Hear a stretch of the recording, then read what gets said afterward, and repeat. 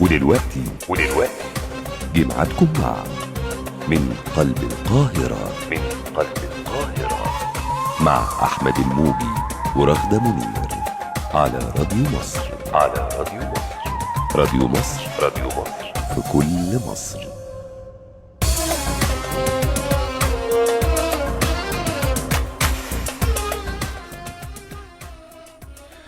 مساء الخير عليكم واهلا بيكم في حلقه جديده من قلب القاهره. هنكون معاكم النهارده ان شاء الله من دلوقتي ولحد الساعه 10.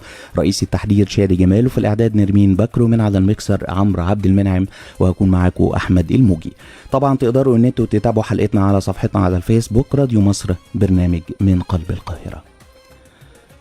واحسن منك لم ترى قط عيني، واجمل منك لم تلد النساء، خلقت مبرأ من كل عيب، كأنك قد خلقت كما تشاء. عن النبي الخاتم نتحدث، عن أكرم خلق الله وأطهرهم النبي الكريم محمد صلى الله عليه وسلم. انتوا لسه بتسمعوا من قلب القاهرة مع أحمد الموجي ورغدة منير على 887 FM.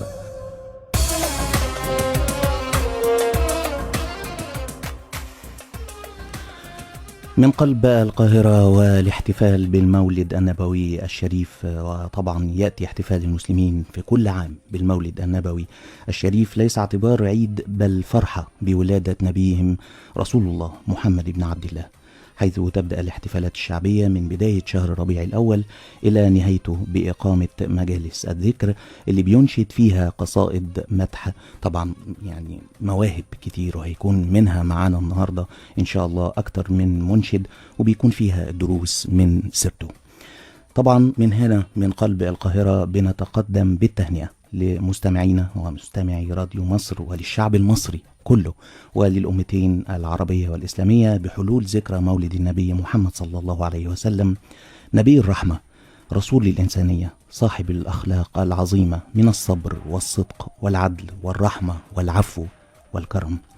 طبعا احتفالية ذكرى المولد النبوي الشريف كانت موجودة ونظمها وزارة الأوقاف أو نظمتها، وتابعنا كلمة للرئيس عبد الفتاح السيسي، وكمان كلمة لشيخ الأزهر فضيلة الإمام الأكبر الدكتور أحمد الطيب، أعلن فيها عن إطلاق الأزهر الشريف منصة عالمية للتعريف بالرسول محمد صلى الله عليه وسلم، هيقوم على تشغيلها الأزهر لمكافحة التطرف بالعديد من لغات العالم، وده شيء يعني تم إطلاقه من فترة أو المطالبة به، لكن النهاردة تم إطلاقه بشكل رسمي.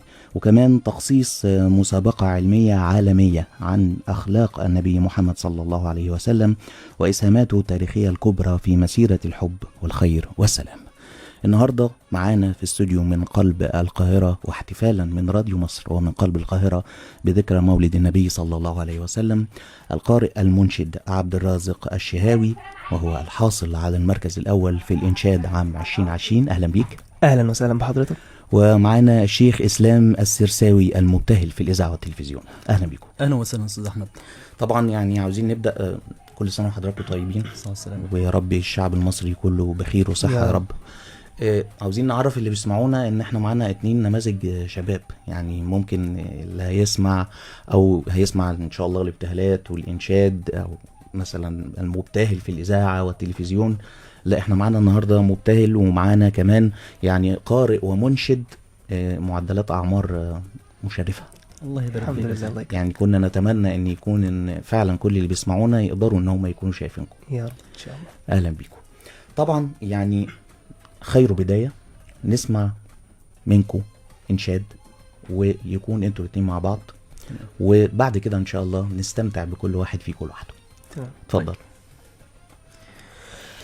الله الله الله الله الله الله الله، ما لنا مولى سوى الله.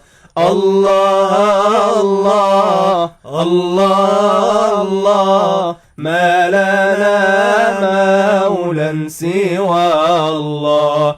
كلما ناديت يا رب. قال يا عبدي أنا الله، طلع البدر علينا من ثنيات الوداع،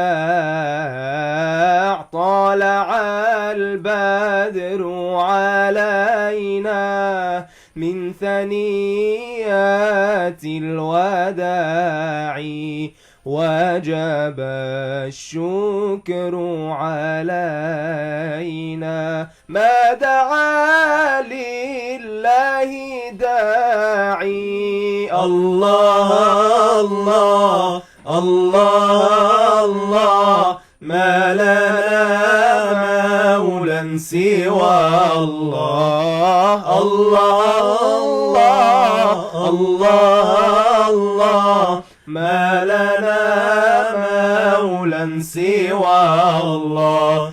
كلما ناديت يا رب قال يا عبدي أنا الله. في ربيع كرم الله، وأتى النصر من الله. في ربيع كرم الله، وأتى النصر من الله.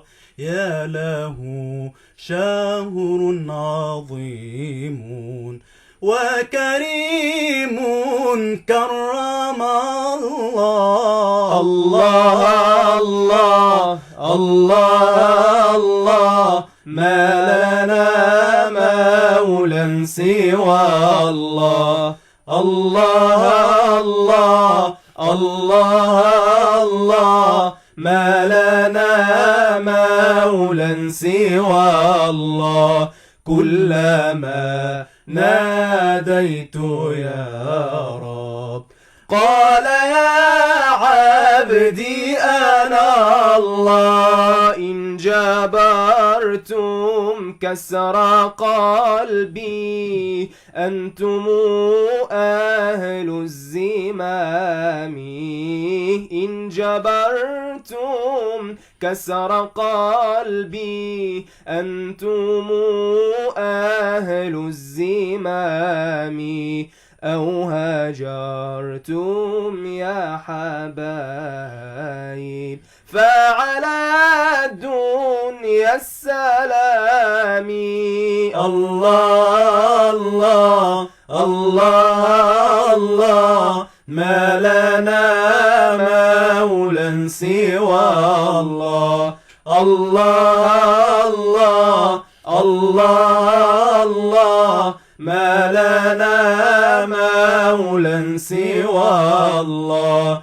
كلما ناديت يا رب قال يا عبدي أنا الله. ظهر الدين المؤيد بظهور الهادي أحمد. ظهر الدين المؤيد بظهور الهادي أحمد.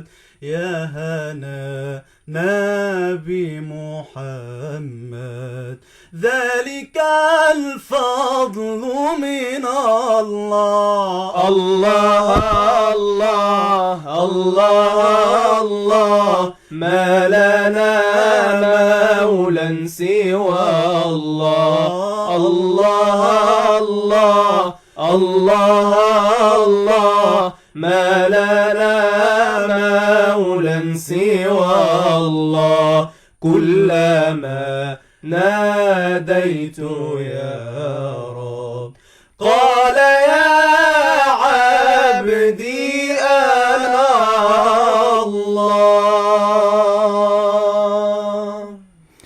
الله عليكم، الله عليكم، يعني أمتعتونا، وإحنا يعني منتظرين خلال الحلقة أكتر وأكتر وأكتر، وإحنا هنحاول إن الحلقة النهاردة يكون أكبر يعني قدر ممكن منها نستمتع بأصواتكم وبكلمات طبعا الإنشاد اللي هنسمعها.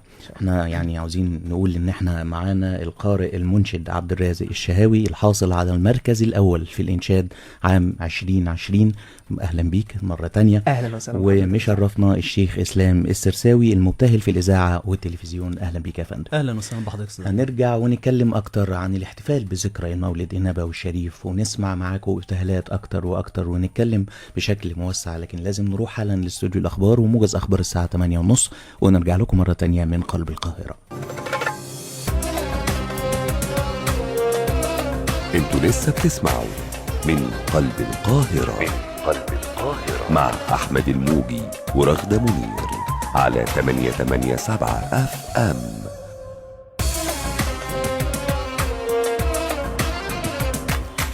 من قلب القاهرة واحتفالا بذكرى المولد النبوي الشريف، مشرفنا في الاستوديو القارئ المنشد عبد الرازق الشهاوي الحاصل على المركز الأول في الإنشاد عام 2020. أهلا بيك. اهلا بيك استاذ. ومعنا الشيخ إسلام السرساوي المبتهل في الإذاعة والتلفزيون. أهلا بيك. اهلا وسهلا استاذ احمد. طبعا يعني سمعنا خير بداية ان احنا نسمع معاكم لما يكون معنا مبتهلين او منشدين.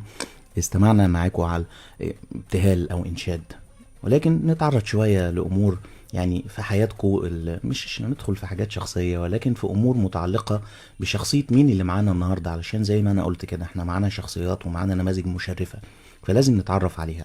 يعني أبدأ مثلا بعبد الرازق. عبد الرازق، أنت دراستك في إيه أو ما زلت في إيه دلوقتي؟ أنا كنت بتكلم معاك بره الهوا. انا حاليا في اولى جامعه كليه اصول دين القاهره، جامعه الازهر. انا ازهري، وطبعا ال3 سنين اللي فاتوا خريج معهد العلوم الاسلاميه بالازهر الشريف ثانوي. تمام. بدأت امتى فكرة ان انت يعني يكون عندك تركيز في مسألة القراءة؟ انا عرفت ان انت حفظت القرآن الكريم بشكل كامل سنة كام؟ وانا عندي 8 سنين. 8 سنين. يعني انت مثلا بدأت وانا عندي 4 سنين وانتهيت وانا عندي 8 سنين. بسم الله ما شاء الله عليك. الحمد لله. ما شاء الله عليك. الله مين اللي كان يعني بيشجعك على ده وقائم عليه؟ تمام. هو في البداية يعني أنا الحمد لله زي ما قلت لحضرتك بدأت وأنا عندي 4 سنين حفظ القرآن، وانتهيت وأنا عندي 8 سنين. بدأت أتطرق بعد كده لحفظ التحف والمتون التجويدية. جودت القرآن الحمد لله، وبدأت بعد كده أدرس القراءات. بعد كده يعني كان حصل موقف كده، يمكن هي دي اللي كانت نقطة البداية. كنت بسمع كان والدي بيسمع لشيخ، ولقاني رديت وراه، فلقاني بجيبه يعني اللي هو في موهبة. فطبعا اللي هو فكرة المقام، يعني قادر توصل لمستوى الصوت او النغم بالظبط. فشجعني، فحاول ان هو يشجعني. ايه رأيك انك تجيب الشيخ ده وهديك جنيه مثلا؟ طبعا انا فرحت، انا بفرح يعني. قلت له تمام اجيبه.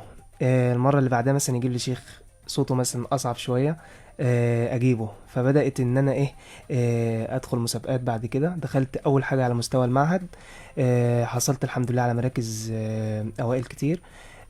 بعد كده دخلت على مستوى المديرية. بعد كده بدأت على مستوى المحافظة.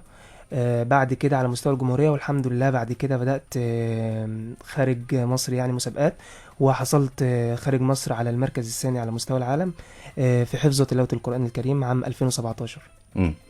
نروح للشيخ إسلام السرساوي.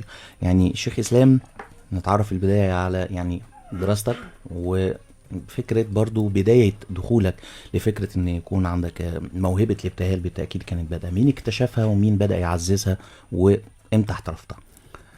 طبعا بدايتنا او بداية اي موهبة اكيد في الارياف خاصة هتكون مع القرآن الكريم، لان اول ما الولد يعني بيبدأ يتعلم الكلام كده بيودوه كتاب على طول يحفظ قرآن. في الارياف دايما كل قرى الارياف بيعملوا كده يعني.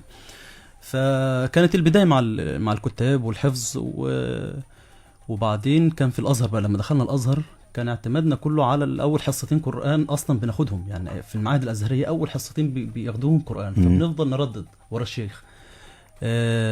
وانا من طبيعتي طبعا، او طبيعة بيوت مصر كلها اذاعة القرآن الكريم شغالة 24 ساعة، فاحنا بنسمع. وكنت اسمع دايما والدتي وهي بتردد بقى، يعني هي ما شاء الله موهوبه، وكنت بسمعها تقول، لان كان جدي اصلا كان قارئ ما شاء الله، كان قارئ كبير وليه اسمه وليه وضعه، وزامل كتير من القراء العظام زي الشيخ مصطفى الشيخ مصطفى اسماعيل والشيخ البنا، فكان ما شاء الله يعني، وحفظ ناس كتير جدا. فانا كنت اسمعها واحاول اقول زيها كده، يعني اللي هو ايه، ادندن يعني. فطبعا في المعهد بدات اطلع للاذاعه المدرسيه اقول قران شويه شويه، المدرس يديني الجرعه الثقه، فيبقى قران، وفي اخر الطابور بتاع المدرسه يبقى دعاء. مره شويه شويه بدات انا ما بعرفش احفظ حاجه، حتى الان من صغري ما بعرفش احفظ اي ابيات شعريه اللي كنا بندرسها او الابيات دلوقتي الا بشكل ايقاعي، يعني بنغمه معينه كده عشان اعرف احفظ. ما بعرفش امسك الورقه اقراها كده واحفظ خلاص. فالقران كنت بعمل يعني كنت بحفظ بنفس الطريقه. لحد وقت معين بقى في دراستنا طبعا في الازهر حفظت القران في سن مبكر، كان 13 سنه. وبعدين قلت طيب الموهبه هتفضل لحد كده بس، يعني انا خلاص اذاعه المدرسه وخلاص. فكان حلم حياتي المشايخ اللي انا بسمعهم في اذاعه القران الكريم ليه ما يتقالش اسم زيهم، يعني ليه ما وصلش للدرجه دي. كتر السماع والتدريب، وان انا وصلت لوقت معين قلت طيب الناس دي ايه المختلف اللي عندهم. عرفت ان في حاجه اسمها مقامات موسيقيه، طيب ادرسها فين؟ وما كانش الموضوع منتشر زي دلوقتي يعني. قعدنا نبحث انا ومجموعه من اصحابي لحد ما لقيت حد من المتخصصين، طبعا كان استاذنا الاستاذ طه عبد الوهاب، ورحت له قلت له انا بقى ما اعرفش اي حاجه غير ان انا بعرف اقول، وبيقولوا ان صوتي حلو، عاوز اتعلم بقى يعني. انا سلمتك نفسي. يعني قال لي طيب انت قارئ، انت حافظ قران، ليه ما تقراش؟ قلت له والله انا حلم حياتي، انا بسمع قران كتير لكن انا مغرم بالابتهال فعاوز اكمل فيه. وحلم حياتي ان اعتمد مبتهل باذاعه القران الكريم. ومن هنا كان الحلم، والحمد لله اصبح حقيقه. ومن ضمن الحاجات زي ما ده حلم وتحقق، كان عندي حلم تاني ان انا انشد في الروضه الشريفه، وده الحمد لله رب العالمين اتحقق ما شاء الله. وانشدت في الروضه الشريفه وامام باب السلام. وعندي حلم ثالث بقى اتمنى ده لو ينفع يعني ان اللي احققه، ان مش بس في الكوكب بتاعنا، لو نعرف نروح المريخ انشد هناك. عاوز اوصل صوتي لكل الناس، للعالم كله في كل مكان. عاوز اقول ان رساله الانشاد بس مش مجرد انشاد لا، هي رساله فعلا. رساله، يعني الرساله لازم نوصلها باي شكل من الاشكال. طبعا، لان بتجذب الانتباه. بالظبط. يعني انت ممكن حد معدي تلفت انتباهه بالكلمات، بالصوت، بالنغم، بالايقاع، فيقدر ساعتها ان انت لا انت تغير. بالظبط. هيسمعك. هو ده والمضمون اللي جواها طبعا ده بالتاكيد ده اللي احنا بنحاول نعمله، حتى مع كلامنا مع الشعراء بتوعنا انهم يكتبوا لنا حاجات تبقى سهله في الوصول للناس، علشان لما نقولها ما يحتاجش ان حد يقول له معناها ايه، لا هو يسمع ومش مجرد قافيه. لا، مش اصل الموضوع، ما انا قلت لحضرتك بقى ان هو رساله، احنا عاوزين نوصل حاجه. ولذلك في قصص بنقولها لا هي يعني ملتزمه بقافيه ولا حاجه، هي قصه معينه في خلق النبي صلى الله عليه وسلم، في حاجه حصلت ما بينه وبين حد من الصحابه، حاجه حصلت ما بينه وبين حد من اهل الكتاب في اي موقف، فبنحاول نقولها بشكلها، يعني باي شكل من الاشكال. المهم نوصل رساله. شوف خلق النبي كان عامل ازاي، بس بالطريقه اللي هو يحبها، فالمستمع يسمعها يعرف ان في حاجات كتير جدا ما كانش يعرفها عن سيدنا النبي، فبنحاول نوصلها. دي رساله. فاحنا واخدين ان كان القرآن او الابتهال او المديح او الانشاد هي رسالة. ولذلك في علم النغم وعلم المقامات الموسيقية احنا بنتعلمها مش مجرد حاجة بنتعلمها وبنسقل الموهبة بس، لا، احنا بنسمعها عشان القارئ لما بيقف في الامامة امام، المأموم اللي وراه يوصل له المعنى من غير ما نجيب له مفسر يقول له معاني الايات ايه. يعني انا مثلا بتكلم عن العذاب، بشوف المقام الموسيقي اللي يتماشى مع العذاب واقوله، فهو يوصل له المعنى من غير ما اقعد اقول له ده ربنا عاوز يقول لنا كذا والناس مش لا، هو يسمع الايات يعرف انا عاوز ربنا عاوز يوصل لنا ايه بالظبط. بتكلم عن الجنه، انا باخده كاني باخده من ورايا كده، بمشيه في الجنه واوريه الجنه عامله ازاي. فهو رساله.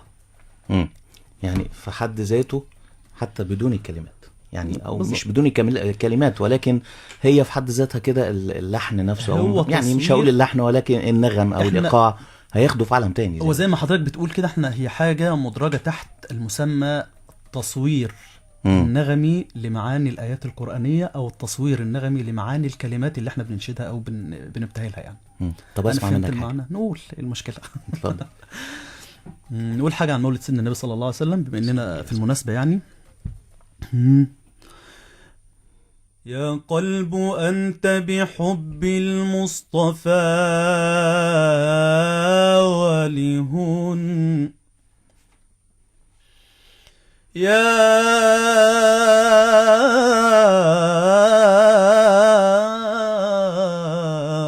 قلب أنت بحب المصطفى ولهن، وحبه إن سرى في القلب زكاه.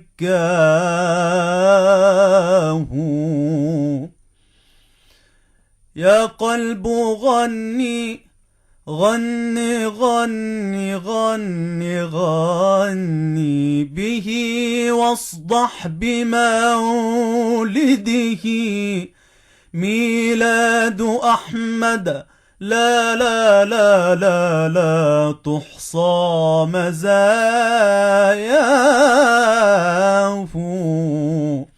يا قلب هذا نبي كل فطرته نور، نور تبارك من بالنور سواه.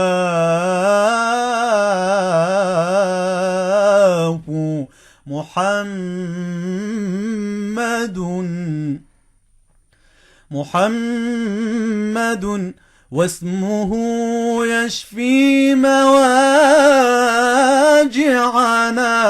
ما قاله موجع إلا وداواه.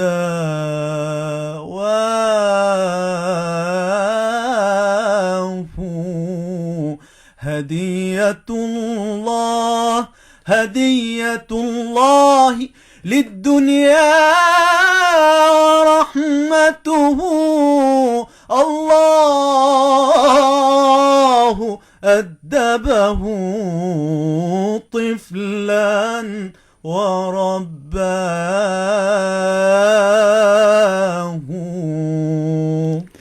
الله عليك يا شيخ إسلام. احنا هنروح لفاصل وهنرجع مرة تانية من قلب القاهرة، ولسه مشرفنا في الاستوديو الشيخ إسلام السرساوي المبتهل في الإذاعة والتلفزيون، والقارئ والمنشد عبد الرازق الشهاوي الحاصل على المركز الأول في الإنشاد عام 2020.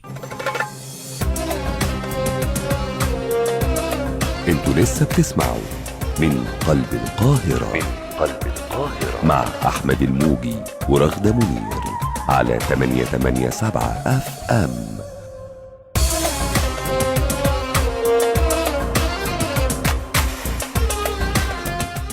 من قلب القاهرة على راديو مصر، وفي احتفال راديو مصر وبرنامج من قلب القاهرة بذكرى مولد النبي صلى الله عليه وسلم، شرفنا في الاستوديو القارئ والمنشد عبد الرازق الشهاوي والحاصل على المركز الأول في الإنشاد عام 2020. برحب بيك. ومعانا الشيخ إسلام السرساوي المبتهل في الإذاعة والتلفزيون. أهلا بيك. أهلا وسهلا ومرحبا. أروح لعبد الرازق. يعني احنا دلوقتي بنقول انت لسه طالب في سنة اولى، ولكن يعني حفظ القرآن من في 4 سنين، يعني في 4 سنين من سن 8 سنين. فبعد كده كان في المسابقة. طبعا المسابقة هي المركز الاول في الانشاد. نتعرف منك على البداية.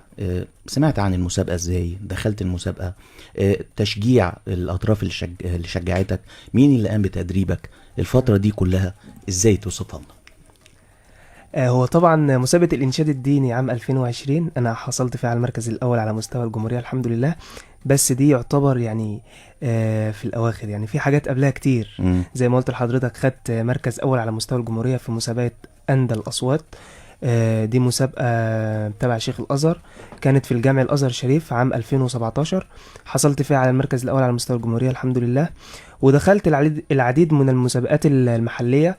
وبعد كده ابتديت أتعرف على من الإنترنت، ابتديت أتعرف على مسابقات. اتعرفت على مسابقة تيجان النور، دي كانت في الدوحة، حصلت فيها على المركز الثاني على مستوى العالم.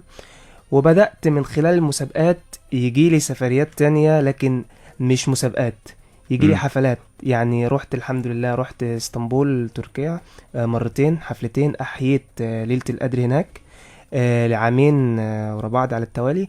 وسافرت بنجلاديش برضو، كنت بصور هناك لبرنامج طوال شهر رمضان عام 2017. وسافرت عدة دول، يعني الحمد لله كانت آخرها شهر 3 اللي فات. كنت تبع وفد فضيلة الإمام الأكبر شيخ الأزهر الشريف ربنا يحفظه. مم. طبعا كنا بنمثل الأزهر في وفد الأزهر الشريف في الذكرى الأولى للأخوة الإنسانية، لوثيقة الأخوة الإنسانية. وطبعا ده كان يعني شرف كبير ليا طبعا ان اكون في وفد الازهر وشيخ الازهر طبعا. مم. وبعديها على طول يعني يمكن جيت من السفر، دخلت المسابقة اللي هي بتاعت الإنشاد الديني، وعلى فكرة دي كانت تبع الأزهر برضو. وكان يمكن الراعي الرسمي لينا احنا وتشجيعنا كان هو الأزهر. والحمد لله يعني بفضل برضو يعني هو دربونا كويس جدا الحمد لله، يعني بحيث ان احنا لما رحنا تفوقنا على يعني على 27 محافظة. فالحمد لله اخدنا مركز اول على مستوى الجمهورية والعديد طبعا بقى من المسابقات المحلية كتير، خدت اوائل، حصلت على مراكز اول على مستوى الجمهورية كتير في الانشاد الديني الفردي والجماعي مم. والقرآن الكريم طبعا. طب يعني عبد الرازق ده بيحتاج وقت. يعني طبعا. فكرة التدريب في حد ذاته. طبعا. طب ان انت تروح المسابقة وترجع تروح مم. محافظات مختلفة، طبعا. بتسافر سفريات زي ما كلمتنا. ده فكرة التضارب بينه وبين الدراسة، يعني هل حصلت؟ طبعا انا كنت بوفق بين الدراسة وكنت بوفق بين مسابقات. يعني الدراسة طبعا يعني يمكن هي اللي كانت اهتمامي طبعا، لكن الموهبة دي حاجة مثلا دي ربنا وهبني بيها، يعني كانت مثلا ممكن نقدر اقول جنب دراستي، يعني اللي هو مم.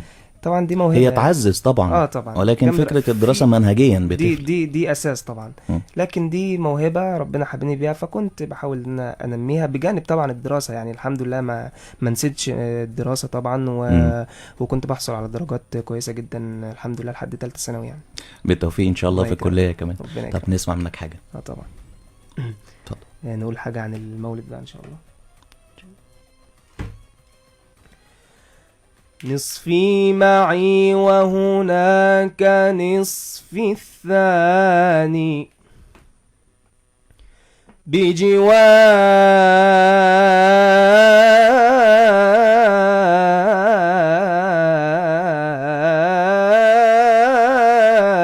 طه بجوار طه في أعز مكاني، فأنا أعيش بذكره وبمدحه، فأنا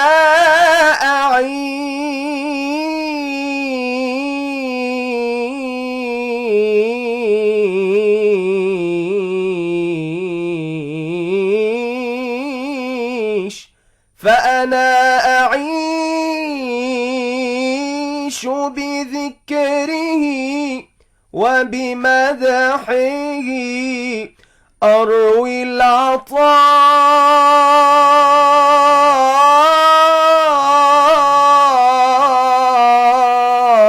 محبة بلساني.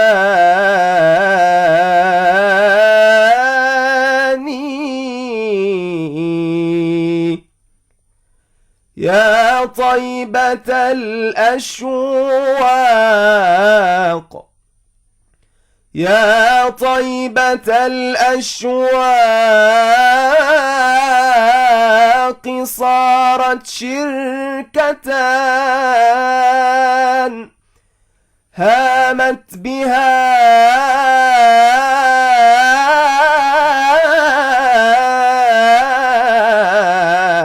شغفا بنو الإنسان، وعلى الطريق يفوح مسك نبوة، وعلى الطريق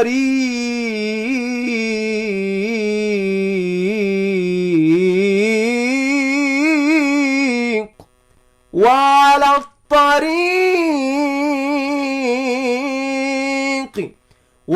الطريق يفوح مسك نبوة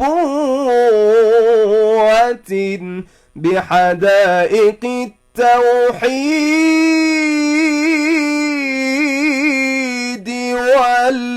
والإيمان.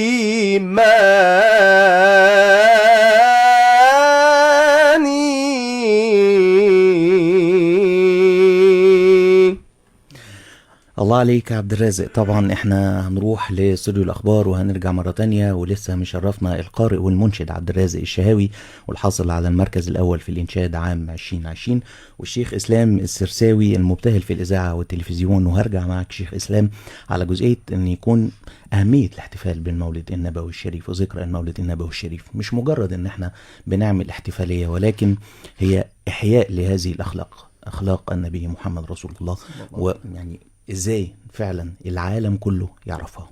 هنروح لفاصل واستوديو الاخبار ونرجع لكم مرة تانية من قلب القاهرة.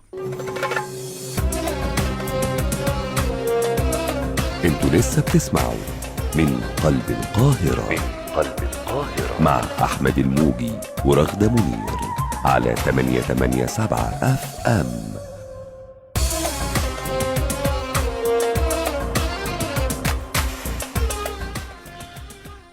من قلب القاهرة وحلقة خاصة احتفالا بذكرى مولد النبي صلى الله عليه وسلم محمد. ومشرفنا في الاستوديو القارئ المنشد عبد الرازق الشهاوي الحاصل على المركز الأول في الإنشاد عام 2020. أهلا بيك. أهلا بيك يا أستاذ أحمد. ومعنا الشيخ إسلام السرساوي المبتهل في الإذاعة والتلفزيون ومن شباب الأزهر الشريف. أهلا بكم. اهلا وسهلا ومرحبا. شيخ إسلام، احنا توقفنا قبل ما نروح لاستوديو الأخبار عن ما يتعلق بأهمية احتفال مؤسسات الدولة بذكرى المولد النبوي الشريف، ولما يكون في كلمة من الرئيس عبد الفتاح السيسي وكلمة من شيخ الأزهر واستعراض للأخلاق يعني الفضيلة اللي بيتمتع بيها أو كان يتمتع بيها الرسول صلى الله عليه وسلم وتوارثتها الأجيال. أستاذ أحمد، احنا هنبدأ وهقول من فرح بنا فرحنا به. سيدنا النبي صلى الله عليه وسلم كان فرحان بأمته، ليه احنا ما نفرحش بسيدنا النبي بمولد سيدنا النبي ونحتفل بسيدنا النبي ولا كل يوم، ما يبقاش يوم واحد في السنة. أبو لهب في قصة صغيرة كده، لما حد شافه في المنام فبيسأله انت ظروفك ايه بقى في جهنم يعني؟ قال له والله انا في اشد العذاب، ولكن يخفف عني العذاب كل يوم اثنين بسبب فرحي بمولد محمد صلى الله عليه وسلم. يعني فكرة ان هو فرح بس لما بشروه بولادة محمد، فرح، ودي السبب الوحيد اللي بيخفف عنه العذاب بيه في جهنم بسبب فرحه بس بمولده. فما بالك بقى احنا أمة محمد كمسلمين كمؤمنين كموحدين كأهل علم كأهل قرآن كأهل مدح كأهل إنشاد. احنا لابد أن نفرح بسيدنا النبي صلى الله عليه وسلم كل لحظة، بالصلاة على سيدنا النبي والذكر والتسبيح والتحميد، نعمل كل حاجة كان سيدنا النبي صلى الله عليه وسلم محتاج ان امته تعملها. هو ده الفرح الحقيقي. ما نربطش، طبعا احنا بنتكلم في الاحتفالات او الاحتفال السنوي اللي بنعمله، دي بقت اصبحت عادات بالنسبة للناس، ان احنا في المواسم لازم نحتفل بالمولد، ولازم نحتفل بنص شعبان، ولاززم نحتفل بدخول رمضان وليلة القدر اعراف. خلاص بقت اساسي يعني. الا في الفترة في الاونة الاخيرة كده بدأت الناس يكون فيها خلاص يعني السوشيال ميديا شغل الناس، الاعلام بشكل كبير الى حد ما شغلهم بالمسلسلات والحاجات والكلام ده كله. حتى الاحتفالات بقت مجرد يدخل بقى على اليوتيوب يسمع له شيخ يسمع له بتاع، ما بقاش عندهم الاهتمام الزائد زي ما كان بيحصل زمان. ولكن احنا بقى نعمل ايه؟ احنا فين دورنا احنا كمنشدين او كحافظة القرآن الكريم؟ احنا نعمل احتفالياتنا. والله انا فاكر ان احنا طبعا في ظل الظروف اللي كنا فيها في رمضان كنت بطلع لايف بعد صلاة التراويح. كورونا ومفيش طبعا كنا قاعدين في معظمنا مفيش لا حفلات ومفيش اي حاجة، مفيش مساجد، مفيش، كنت بطلع لايف او بنطلع لايف. معظم منشدين مصر وقراء كانوا بيطلعوا لايف من بيوتهم عشان يقولوا للناس احنا الاحتفالات شغاله يعني. حتى الشهر اللي كنا بنحتفل طول بنفرح بصلاه التراويح، ابتهالات الفجر، بنحضر الحفلات اللي بتحصل بقى في المساجد، ما كانش في الكلام ده كله، ولكن كنا بنعيش الناس فيها على اساس برضه ان احنا دي روحانيات الاحتفالات يعني. احتفال سيدنا النبي صلى الله عليه وسلم مهما احتفلنا لا نوفيه حقه. ولذلك انا بقول ايه، من فرح بنا فرحنا به. سيدنا النبي هيفضل فرحان بامته حتى يوم القيامه، هيفضل فرحان بامته ويقول امتي امتي. احنا فين لو ما فكرناش في الجزئيه دي؟ مش هنحتفل بسيدنا النبي يعني ايه الاحتفال اللي يستحق مننا سيدنا النبي صلى الله عليه وسلم. وزي ما قلت لحضرتك احنا مش فكرة كمنشدين او كناس هم بيسموهم كده. بعض الناس يقول لك ايه، انت الشيخ والالتزام والتزمت وكلام. لا خالص، مش شرط ابقى شيخ عشان اصلي على سيدنا النبي. اظن دي مش محتاجة اصلا شيخ. مش شرط ان انا اشوف اخلاق سيدنا النبي واتعلمها، دي مش محتاجة شيخ. التعامل مع الاخر اظن ده مش محتاجة شيخ. وفي قصة انا كنت قلت لحضرتك عليها قبل الهوا، خلق النبي صلى الله عليه وسلم. خلق النبي صلى الله عليه وسلم حتى مع أهل الكتاب، حتى مع اليهود. لما سيدنا النبي صلى الله عليه وسلم كان بيصحى كل يوم يلاقي سامحني في اللفظ، الزبالة محطوطة قدام بيته، مرة على مرة كان يطلع ويشيلها وخلاص ويرميها، يطلع يشيلها ويرميها، خلاص اتعود. فطلع في مرة ما لقاش الأمانة، سأل على صاحب الأمانة وراح له زاره، لقاه تعبان، فبيسأله على الأمانة بتاعته. الراجل أسلم بسبب ده، بيسأله الزبالة اللي بيحطها قدام بيته. لما سيدنا النبي صلى الله عليه وسلم كان ماشي في السوق ولقى المرأة العجوز بتحاول قدر الإمكان بكبر سنها والشيبة اللي هي فيها، كان بتحاول تشيل حمل تقيل جدا. فراح لها سيدنا النبي صلى الله عليه وسلم وحاول يساعدها، خلي عنك يا خالتي، وشال عنها. طب أنا هقول لك نصيحة بقى، بما إنك ساعدتني وعملت فيها المعروف ده، في حد اسمه محمد ما تسمعش عنه، ما تسمعش ليه خالص. السيدة بتقول للنبي صلى الله عليه وسلم، ما تعرفش بقى ان هو محمد. ما تسمعش منه خالص ولا تصدقه، انه كذاب، انه ساحر، انه. قال لها او تعرفين محمدا؟ قالت له ما اعرفوش ومش عاوز اعرفه. قال لها فانا محمد. قالت اشهد ان لا اله الا الله وانك رسول الله، بسبب خلق النبي صلى الله عليه وسلم. اذا بتصرفه وخلقه بدون يعني حتى هي ما تكون عارفاه، فعلا عبر عن اخلاق النبي وعن اخلاق الاسلام اللي بالزبط. الاسلام بيدعو اليها. بالظبط. نسمع معاكم حاجه مع بعض. طيب انا هقول بس القصه دي سريعا كده بالانشاد، وبعدين ندخل على حاجه جماعه انا والشيخ عبد الرازق مع بعض. وترى العجوز بحملها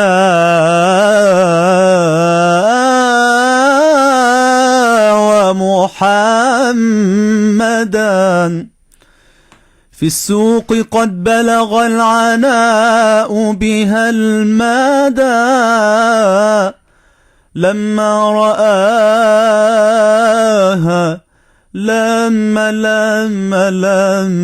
لما رآها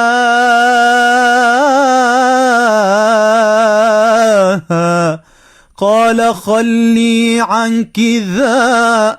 قالت له احمل قد جعلت لك الفداء ولك النصيحة إن قول محمد كذب فلا لا لا لا تسمع له. فأجابها بسماحة وبرحمة يا خالتي أو تعرفين محمدا؟ قالت له ما لي به، قالت له ما لي به. فأجابها إني رسول الله أدعو للهدى. قالت له صدقت أنك مرسل، حقا علي بأن أقر وأشهد.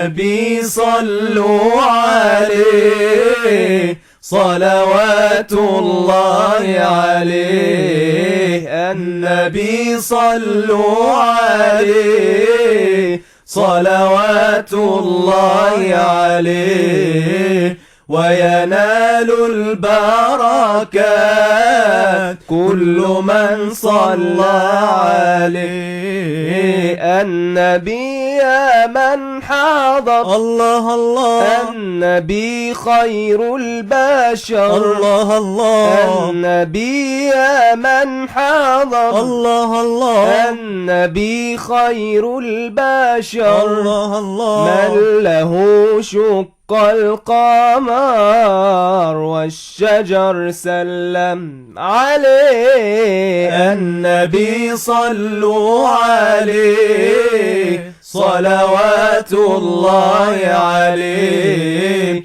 وينال البركات كل من صلى عليه النبي أهل الهوى الله الله النبي مدحو داوى الله الله النبي أهل الهوى الله الله النبي حب داوى الله الله كلكم قولوا سوا صلوات الله عليه النبي صلوا عليه صلوات الله عليه وينال البركات كل من صلى عليه.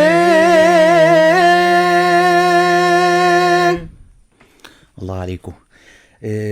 القارئ المنشد عبد الرازق الشهاوي والحاصل على المركز الأول في الإنشاد عام 2020. فكرة أن يكون عندك الموهبة وطبعا الدراسة وبعد كده خدت الجوائز على مستوى مصر وشاركت في حفلات خارج مصر كمان وفي دول إسلامية ودول مختلفة. فكرة أن أنت تستمر في التدريب، يعني طبعا الممارسة في حد ذاتها هو نوع من أنواع التدريب، ولكن لما ترجع تاني للتدريب بالذات على ايد اللي دربوك، اهمية ده وازاي بتلاقي وقت كمان تمارسه؟ هو طبعا يعني انا مهما وصلت ومهما اتقنت طبعا لازم برجع للتدريب، لان ده طبعا هو اللي بيخليني استمر. بتدرب وبسمع كويس، يعني دايما انا حتى في وقت فراغي هي يمكن هوايتي كده السماع، اسمع، اجيب نشيد اسمعه، اجيب ابتهال اسمعه، اقعد انا اتدرب مع نفسي، ارتجل حاجة، انشد حاجة، اجيب كلمات الحنها. فطبعا لازم ممارسة طبعا، لان الممارسة بتطور من امكانيات القارئ او بتطور من امكانيات المنشد. حاجة عظيمة طبعا انك تتمرن، لان طبعا لو ما اتدربتش يعني هي عاملة مثلا ممكن نقدر نقول زي لعيب الكورة كده مثلا، لازم ان هو كل يوم مثلا يتدرب.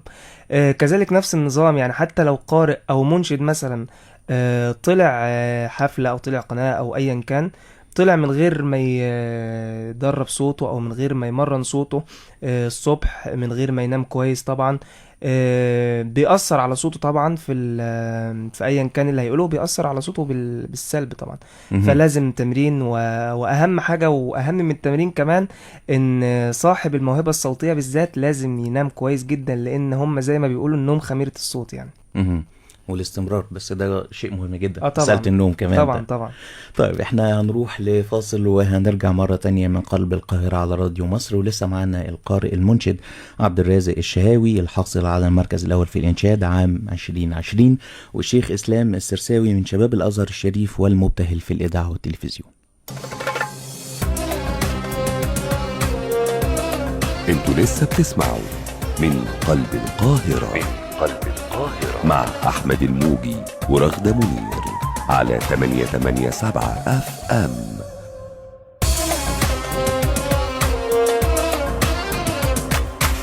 من قلب القاهرة على راديو مصر، وفي احتفال راديو مصر والعالم الإسلامي في ذكرى مولد النبي محمد صلى الله عليه وسلم. معنا في الاستوديو القارئ والمنشد عبد الرازق الشهاوي الحاصل على المركز الأول في الإنشاد عام 2020، والشيخ إسلام السرساوي المبتهل في الإذاعة والتلفزيون. أهلا بكم.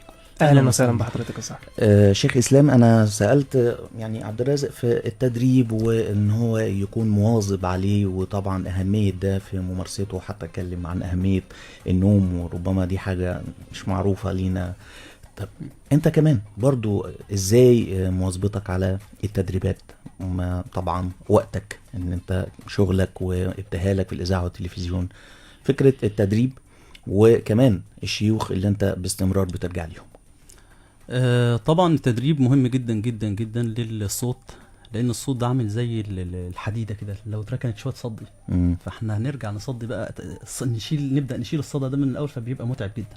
ولذلك عاوزين نعمل، انا بقول دايما لكل قارئ ولكل مبتهل ومنشد او اي حد بيستخدم صوته بشكل عام، يخصص لنفسه نص ساعه تدريب. نص ساعة تدريب فيهم تدريبات للصوت، فيها تدريبات للنفس، فيها تدريبات عشان ما يحصلش فيه زي ما بيقولوها كده بالمعنى الدارج وخم للأحبال الصوتية، ارتخاء للأحبال الصوتية. ومن أهم الحاجات إن نبقى عارفين إيه اللي هيضر الصوت وإيه اللي ينفع الصوت، لأن في ناس كتير جدا ما تعرفش الكلام ده. إيه بقى اللي يضر الصوت؟ يعني مثلا الحاجات الحوادق مثلا، الحاجات الحراقة، الكلام ده كله طبعا بيضر الصوت. الشيخ عبد الرازق طبعا انا عاوز اقول جزئيه صغيره خالص بمناسبه موضوع النوم. هو قال ان النوم خميره الصوت. انا عاوز اقول بقى بغض النظر عن الحاجات اللي احنا كلنا كموهوبين او كلنا في مجال واحد عارفينها، انا عاوز اقول ان الشيخ عبد الرازق طبعا يصغرني سنا بكتير، يعني انا اخويا الصغير، بس انا عاوز اقول لحضرتك يا استاذ احمد ان هو سابق سنه فعلا، يعني واضح ما شاء الله عليه من صغره. انا فاكر كده، ودي حاجه يعني ايه هو يمكن ما يعرفهاش. انا والده كان كلمني من كام سنه كده، قال لي والله العظيم بالنص، خلي بالكم من عبد الرازق وخليكم جنبه وخدوا بايديه. قلت له ربنا يديك طولة العمر وانت هتكبره وهيقعدنا في بيوتنا. ومع ذلك ما شاء الله ربنا يبارك في صحته ويبارك فيه. انت مش كبير قوي يا شيخ اسلام يعني. لا برضه يعني عشان برضه بس انا بتكلم على انا بتكلم على سن الشيخ عبد الرازق. يعني هو كان بيكلمني وهو عنده مثلا 14 سنه 13 سنه. تمام. فالفرق ممكن 7-8 سنين مثلا ما بينه وبينه. فقلت له مين ده؟ ومع ذلك الكلمه فعلا كانها طلعت اهو، قعدنا في البيت وبيقعدنا في البيت بسبب موهبته ده. ما شاء الله. مش عارف صاحب امكانيات عاليه جدا. والله يا استاذ احمد من الناس اللي انا شخصيا بحب اسمعهم يعني، وبحب اكون متواجد معاه في كل مكان وفي كل احتفاليه، لانها بتبقى ناجحه بسببه، بسبب اهتمامه وبسبب موهبته الكبيره يعني. الله يكرمك. نرجع بقى نقول احنا كنا بنتكلم في ايه. احنا كنا بنتكلم في التدريبات وان انت تواظب عليها باستمرار. لازم تدريب لكل الناس اللي بتستخدم صوتهم بشكل مستمر، عشان زي ما قلت لحضرتك هو عامل زي الصوت ده، عامل زي الحديده، لو سيبناه هيصدي وهيبقى صعوبه جدا ان احنا نرجعه لطبيعته تاني. احنا هنروح لاستوديو الاخبار وموجز اخبار الساعه 9:30 وهنرجع لكم مره تانية. ولسه معنا من قلب القاهره القارئ المنشد عبد الرازق الشهاوي الحاصل على المركز الاول في الانشاد عام 2020، والشيخ اسلام السرساوي المبتهل في الاذاعه والتلفزيون ومن شباب الازهر الشريف. انتوا لسه بتسمعوا من قلب القاهرة مع أحمد الموجي ورغدة منير على 887 FM.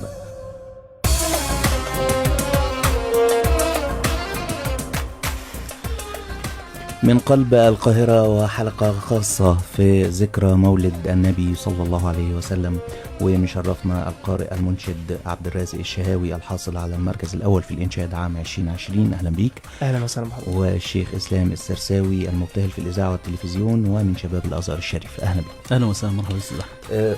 أرجع ليك شيخ إسلام. احنا هنا بنتكلم عن الأزهر الشريف ودوره في نشر الإسلام الحقيقي، الوسطية في العالم الشريف، في العالم كله.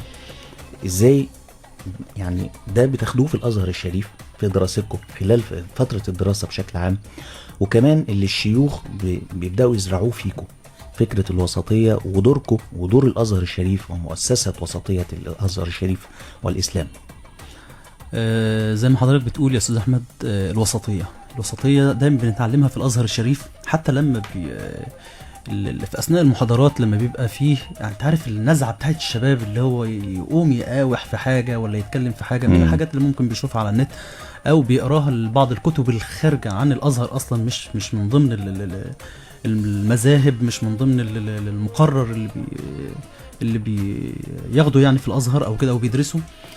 فبيقوم يقاوح مع الدكتور في جزئيه معينه او في مساله معينه، فلا احنا انت جاي هنا يعني ايه، معلش، التربيه قبل التعليم، التربيه في الوسطيه، التربيه في الازهر، اللي هي من اخلاق النبي صلى الله عليه وسلم، من اخلاق النبي صلى الله عليه وسلم. الوسطيه في كل شيء، في كل شيء، بعيد عن الازهر او غيره او غيره او غيره، الوسطيه في كل شيء هو المعتدل. تمام.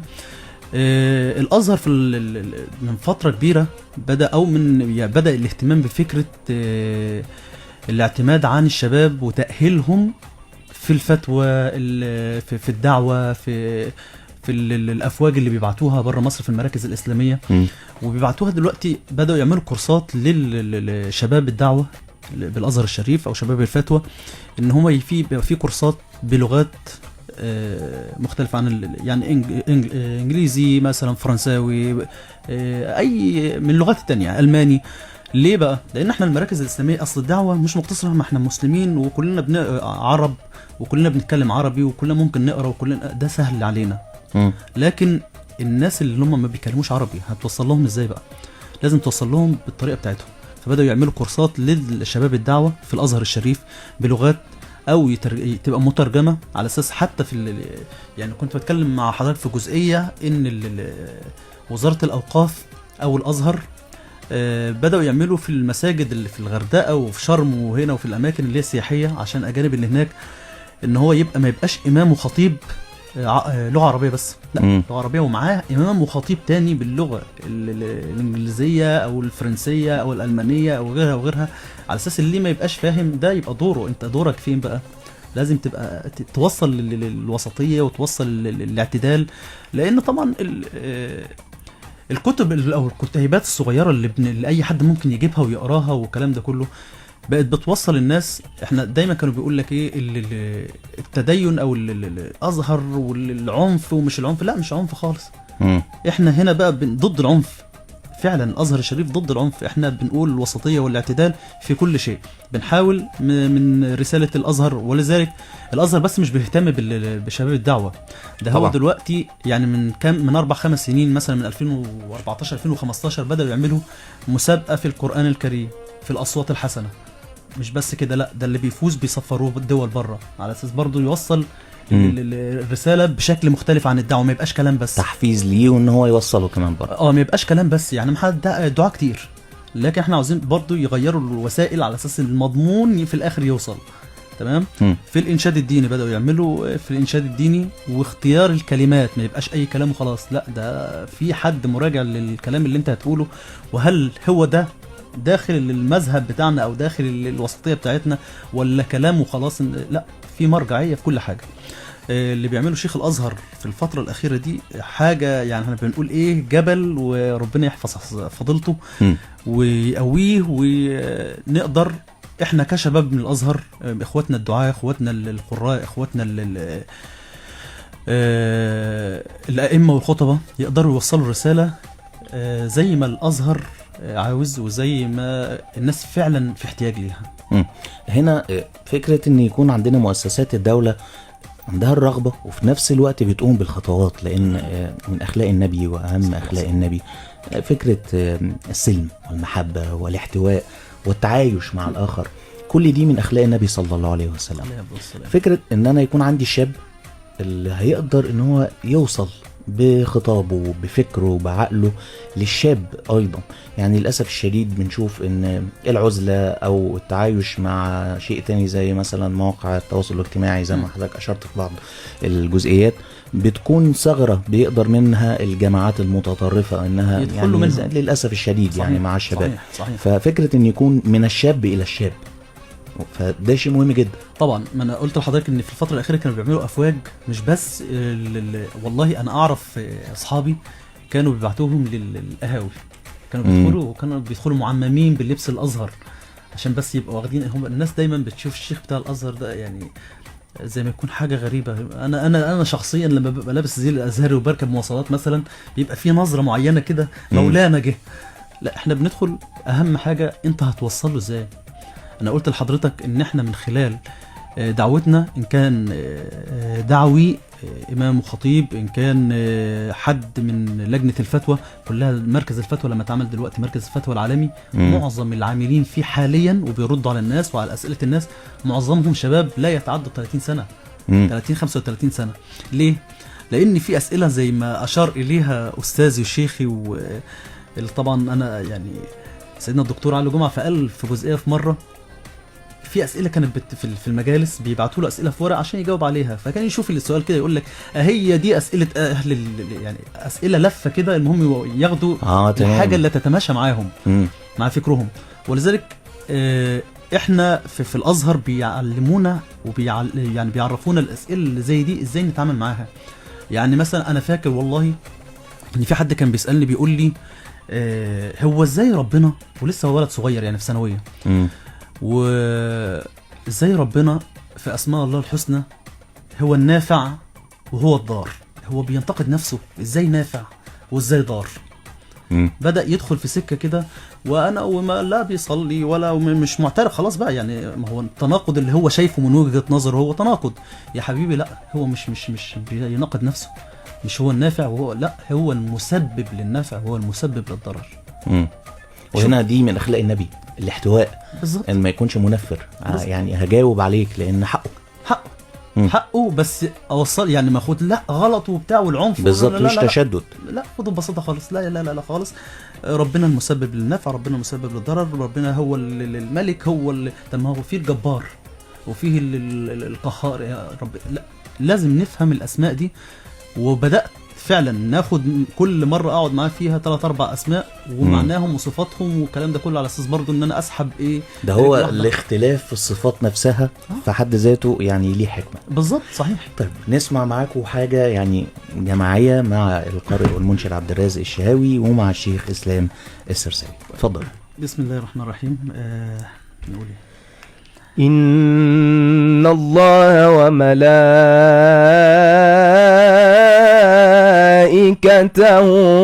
يصلون على النبي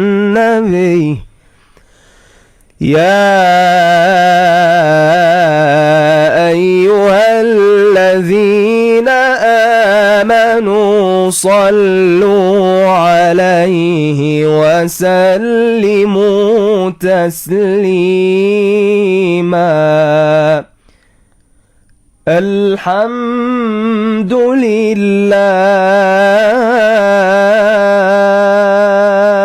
لله والشكر لله أزكى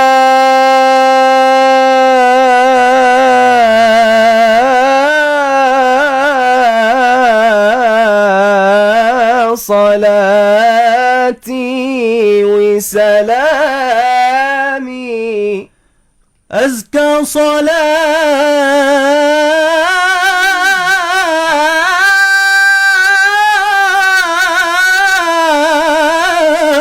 صلاتي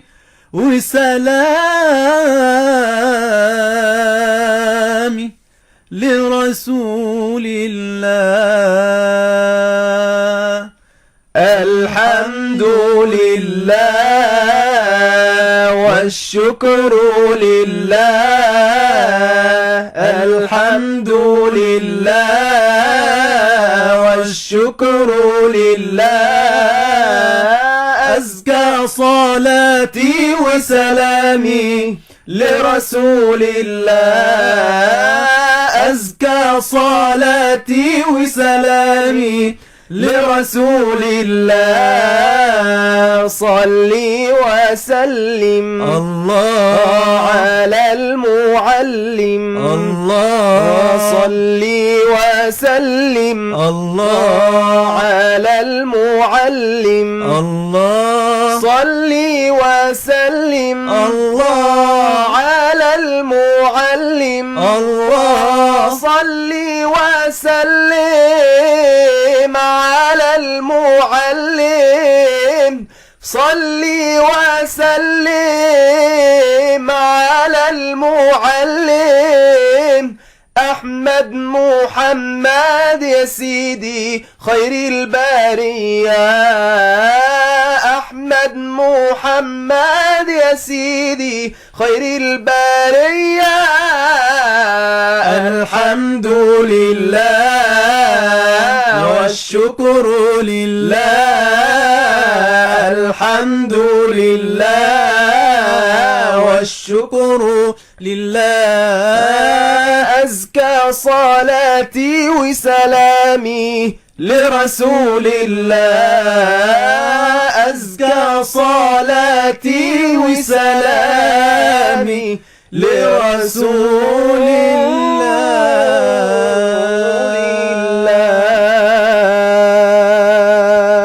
الله عليكم. الله. انتوا لسه بتسمعوا من قلب القاهرة، مع أحمد الموجي ورغدة منير على 887 FM.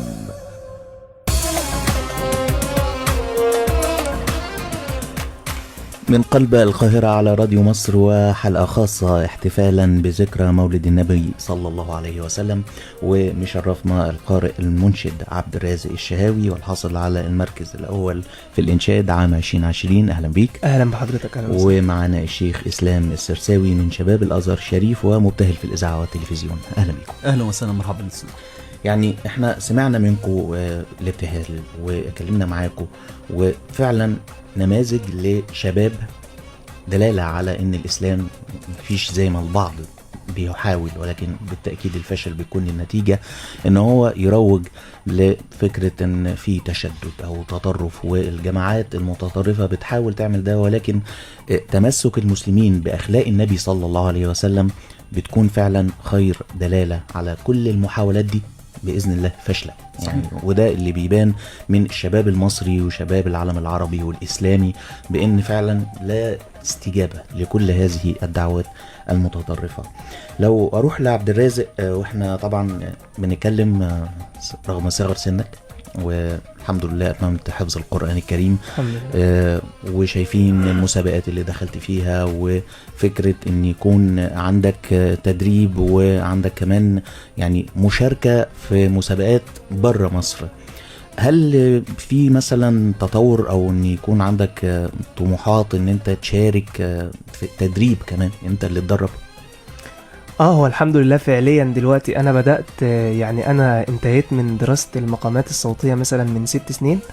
بدأت اشتغل دلوقتي، والحمد لله حاليا بدأت ان انا ادرس مقامات صوتية، بدرس المقامات الاساسية. ده طبعا بعد يعني يمكن تدريب، زي ما كنا قلنا التدريب اهم حاجة طبعا. اتدربت كتير واتمرنت كويس جدا، وبدأت فعلا ان انا اشتغل وان انا ابدأ ادرب مقامات صوتية. وطبعا يعني هو كان في فعلا تطورات، وكان في يعني كان في سفريات تانية خارج مصر خاصة بيا، يعني حفلات في دول إسلامية مختلفة، عربية وإسلامية. لكن طبعا جت زي ما حضرتك عارف فترة كورونا ووقفت الدنيا. لكن إن شاء الله يعني لما الدنيا ترجع زي الأول إن شاء الله، يعني نبدأ بقى يعني ننطلق من الأول إن شاء الله يعني.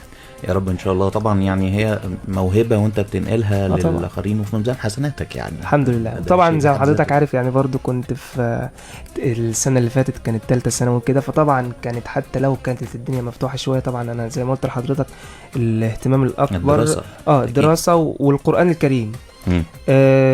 موهبه الصوت والحفلات المسابقات ده طبعا بجانب الدراسة، لكن زي ما قلت لحضرتك انا ما اهملش الجانب الاساسي وهو الدراسة.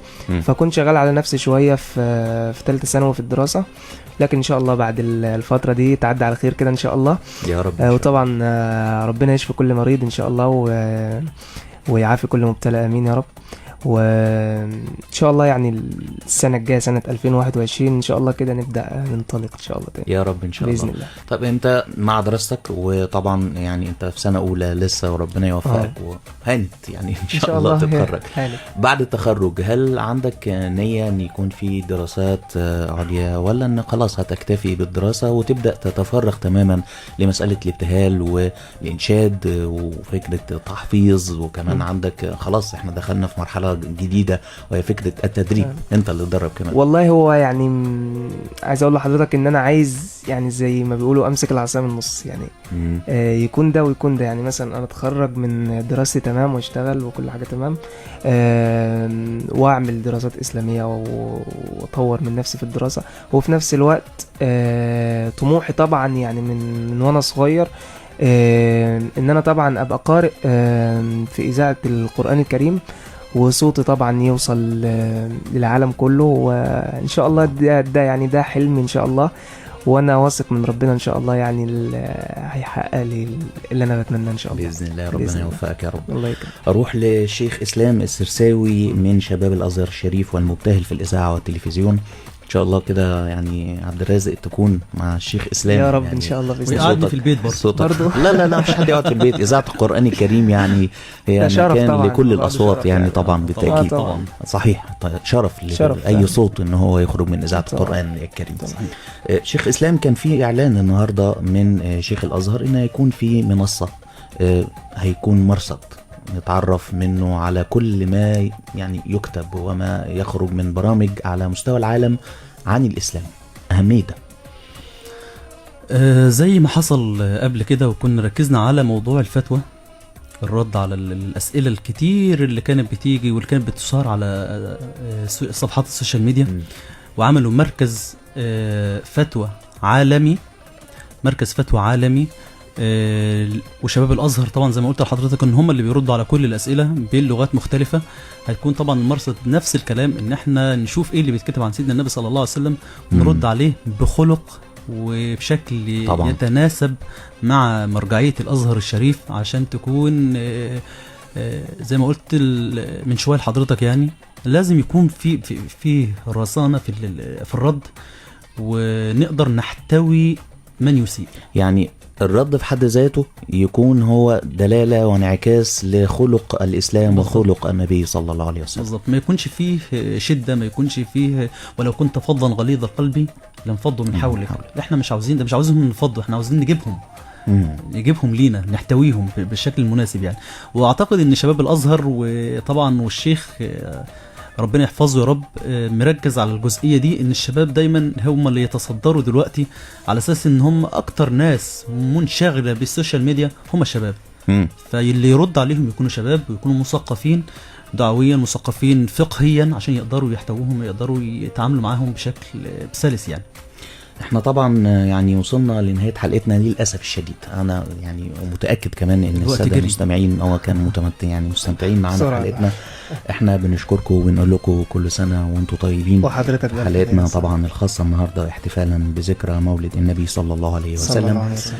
بنشكركم فريق العمل، تحياتنا رئيس التحرير شادي جمال، وفي الاعداد نرمين بكر، وكان معانا من على المكسر عمرو عبد المنعم ومحمد زهران. وشرفنا النهاردة في برنامجنا القارئ والمنشد عبد الرازق الشهاوي الحاصل على المركز الأول في الإنشاد عام 2020، والشيخ إسلام السرساوي المبتهل في الإذاعة والتلفزيون ومن شباب الأزهر الشريف. شرفتونا، كل الشكر لحضراتكم. شكرا لحضرتك. ونختم نبحاجة جماعي بينكم. طيب تمام. الله الله الله على نور رسول الله. الله الله الله على نور رسول الله. طه اللي في المعنى حبه مجمعنا. طه اللي في المعنى حبه مجمعنا. ياللي انتوا هنا معنا حيوا رسول الله. الله الله الله على نور رسول الله. الله الله الله على نور رسول الله. ألف صلاة عزين على طه نور العين. ألف صلاة عزين على طه نور العين يكرمنا في الدارين بشفاعته عند الله. الله الله الله على نور رسول الله. الله الله الله على نور رسول الله. سيدنا النبي حنين سهل كده ولين. سيدنا النبي حنين سهل كده ولين. بين يا زين بين حسن رسول الله.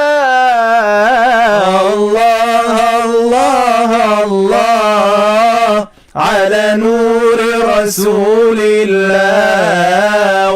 الله الله الله على نور رسول الله.